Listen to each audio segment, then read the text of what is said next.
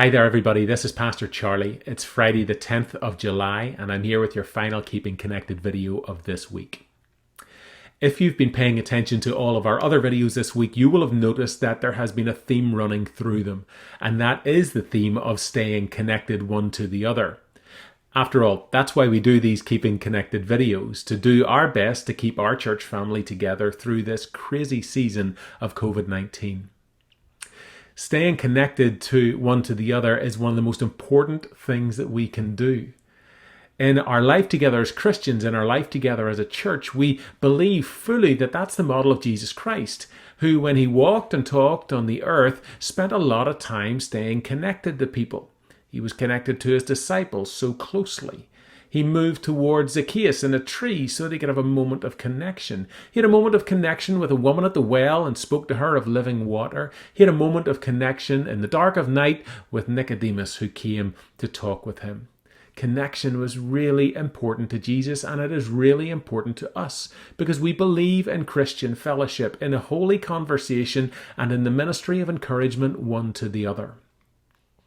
Just over a week ago now, I started to think about my response to COVID as a church leader and how that had been going. And while I could say, hand on heart, that we have done our best to keep all the machines and systems of church going through these last 4 months, there was one area that I had been neglecting, and that's the area of connection. I hadn't been taking the time that I should to connect with our people.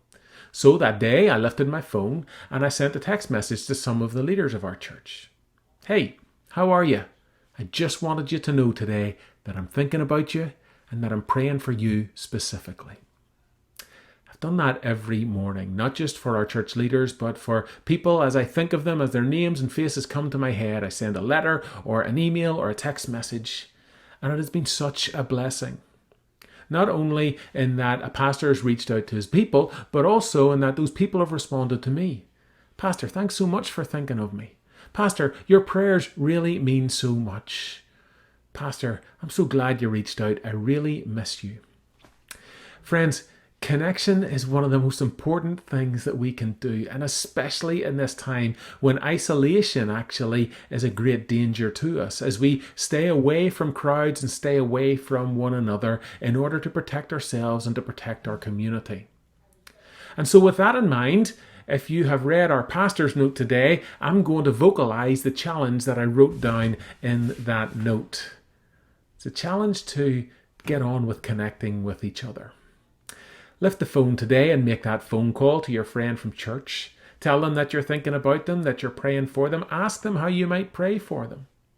Lift your cell phone and send that text message. Sit down with a pad of paper and write that letter. Next time you're at the store, buy a pack of greetings cards and send them to your friends to let them know that you miss them, that you love them, and that you're thinking of them.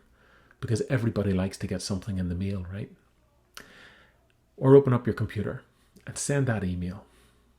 My friends, the ministry of encouragement among Christians is one of the most important ministries that we all have.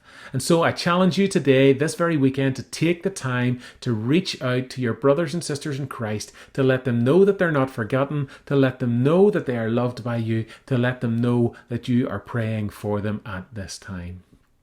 That is a good thing to do, and it will bring smiles to faces and encouragement to hearts. So please get on with that this weekend. I'm going to try and keep it up as best I can in the days and weeks ahead too. I'm looking forward to seeing your names roll in on Sunday morning for our worship service. It's one of the highlights of my week. Every week is to see you all virtually arriving to our service there. Pastor Drew is going to bring a word for us, and I can't wait to be there and to hear that. I know that you're excited for that too. Friends, prepare your hearts for worship this weekend. Prepare your hearts to meet virtually, and take time when we do meet to offer up a comment or a prayer request, to let each other know that we are there. This season has kept us away physically from one another, but there is nothing that can ever stop our hearts from connecting one to the other. And that, my friends, is good news. Have a great weekend, and I look forward to seeing your names and your faces on Sunday morning. God bless you and take care.